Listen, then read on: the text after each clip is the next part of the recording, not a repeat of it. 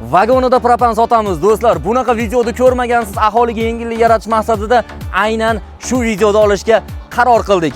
To'g'ridan-to'g'ri Rossiyadan keltirilgan toza propanlarni endi tadbirkorlar tomonidan kilosiga sotilyapti do'stlar. Kilosi 8400 so'mdan. Agar mabodo buni litrga oladigan bo'lsangiz, 1.8 litr bo'ladi, 4600 so'mdanga tushadi, bilasiz? Narxlar bundan ancha balandroq. Bunda olsangiz nimalar yutasiz? Gazingiz oxiriga doğru yonadi, hidi kelmaydi. Undan tashqari bu yerga baloningiz bilan keladigan bo'lsangiz, gazallilaringizni to'kib, chiroyli holatda dushanbadan shanbaga qadar sizga xizmat ko'rsatishga tayyor turibdi. Bilasiz, ko'pchilik qiynaladi, propanimni qayerda almashtirsam ekan, nech pul bo'lar ekan?